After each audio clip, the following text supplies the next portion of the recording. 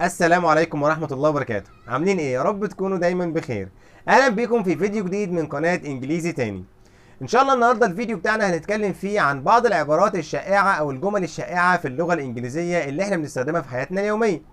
واحد مثلا انت عايز تشكره، عايز تقول له شكرا جزيلا، تقول له ايه؟ تقوم قايل له كده thank you very much. thank you very much. طيب لو انت عايز تشكره على مساعدته، تقوم قايل له كده thank you very much for helping me. thank you very much for helping me. طيب ممكن تقول له كمان انا اقدر لك ذلك، تقول له كده I really appreciate that. I really appreciate that. او ممكن تقول له I really appreciate your help. I really appreciate your help. يعني انا حقا اقدر مساعدتك. طب لو انت مثلا في الشارع كده وواحد واقف قدامك وانت عاوز تعدي، فتقول له ايه؟ excuse me. excuse me. excuse me can I pass. excuse me can I pass. يعني من فضلك ممكن بس اعدي. طب لو عايز تتأسف لواحد تقول له ايه؟ I'm sorry. I'm sorry for. انا اسف على، وتقول الحاجة اللي انت بتأسف عشانها. I'm sorry for being late. I'm sorry for being late. يعني انا اسف ان انا متأخر. انا اسف على تأخري. I'm sorry for being late. ممكن تقول له كمان it was an accident. It was an accident. يعني كانت حادثة. ممكن تقول له كمان it was my mistake. It was my mistake. يعني كان خطأي. لو واحدة عاملة كيكة وعايز تسأل صاحبتها انت رأيك ايه في الكيكة دي؟ تقول لها ايه؟ تقول لها what do you think of this cake?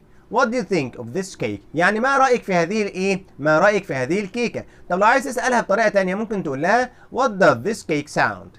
What does this cake sound? يعني ايه رأيك في طعم الكيكة دي؟ او طعمها عامل ايه؟ يبقى انت ممكن تسأل واحد عن رأيه في حاجة what do you think of؟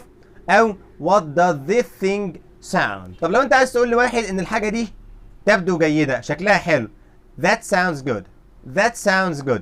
طب لو انت بتتكلم مع واحد في موضوع وحاسس ان اللي قدامك ده يعني مش فاهم منك حاجة، او هو مثلا مش عارف يفهم انت بتتكلم في ايه، فتقول له كده oh never mind. never mind. خلاص يا عم فكك من الموضوع ده. never mind. طب لو انت بتتكلم مع واحد بس انت اللي مش فاهم منه حاجة، هو بيقول لك كلام بس انت مش فاهمه، تقول له ايه؟ I don't understand. I don't understand. يعني انا مش فاهم منك حاجة. طيب لو انت فاهم الكلام بالانجليزي او فاهم معاني الكلمات بس مش فاهم اصلا طبيعة الموضوع اللي هو بيتكلم عنه، فتقول له ايه؟ I can't understand what do you mean. I can't understand what do you mean. انا مش فاهم انت بتتكلم في ايه، يعني انا مش عارف افهم انت قصدك ايه. what do you mean. ممكن تقوم قايل له كده could you repeat that please. could you repeat that please. could you repeat يعني تعيد، that please يعني هذا من فضلك. could you repeat that please. ممكن تعيده تاني من فضلك. طب لو انت بتتكلم مع حد والحد ده بيتكلم بسرعه وانت عايزه تخليه يهدى في الكلام شويه او يتكلم بالراحه شويه، تقوم قايل له ايه؟ تقول له كده could you please speak slower. could you please speak slower. يعني ممكن تتكلم ببطء شويه من فضلك. طب لو عايز تسال واحد عن وظيفته تقول له ايه؟ تقول له what is your job. what is your job. طب في طريقه تانيه ممكن تقول له what do you do. what do you do. يعني انت بتشتغل ايه. ممكن كمان تقول له what are you. what are you.